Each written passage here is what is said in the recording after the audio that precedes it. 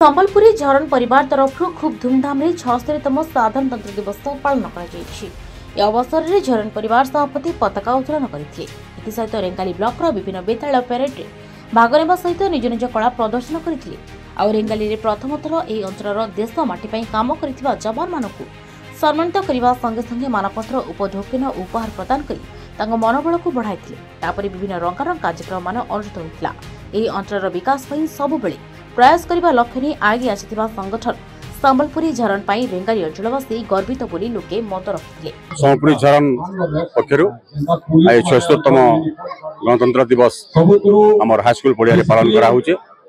गत वर्ष एटा आरंभ होइतिला आमर संबलपुरी झरण आनुकूल्य रे एटा द्वितीय वर्ष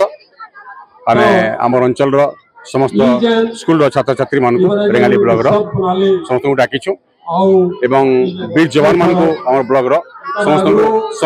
सम्मानित करा जाइछे एवं आमर उद्देश्य है जे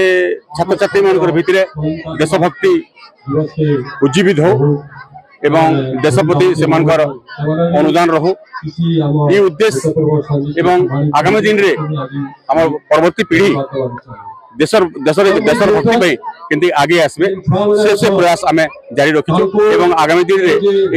संबलपुरी झरण परिवार पक्षर आम विभिन्न प्रकार देशात्मक बोधक कार्यक्रम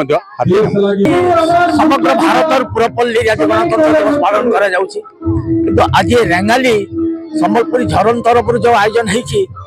एटा ए अंचलवासी को सचेतन करबा पाई जे भारतीय नागरिक बोली समस्त भितर से भावना सृष्टि करने जो प्रयास कर धन्यवाद देवी एवं जो मैंने प्रथम पर्याय रे जो मार्च पास्ट है अति माने अति चमत्कार मार्च पास्ट कले एवं आम जो माटी रे कार्यक्रम टी हो माटी गोटे साधारण माटी नुहे हूँ झरघाटी जे कि वीर सुरेंद्र साय भारत स्वाधीनता संग्राम रे एठी तांगर लड़ाई करथिले सही माटी से झरघाटी पहाड़ तले कार्यक्रम होछि तेणु ए माटी स्वतंत्र मर्यादा रही एवं संबलपुर माटी स्वाभिमान रही संबलपुर तार भाषा तार साहित्य तार संस्कृति धीरे धीरे आज प्रसारित होगा जाऊँगी समग्र देश में समग्र राष्ट्र एवं एपरिक विदेश में संबलपुरी भाषा साहित्य संस्कृति प्रचार प्रसार होबार लगी। स्वार्थवादी व्यक्ति मान चिन्हट कले ओडिशावासी सेवा ही कर सतर्क कर।